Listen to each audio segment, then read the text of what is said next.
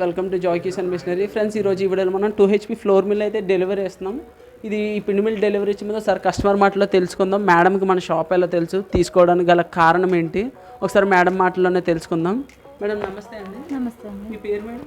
నాగలక్ష్మి. నాగలక్ష్మి గారు. ఏ ఊరండి? భీమవరం దగ్గర తోకతిప్ప. మేడం, మీకు ఈ పిండి మిల్ తీసుకోవడానికి కారణం ఏంటి మేడం? బిజినెస్ పరిస్థితి బాగుంటుందని.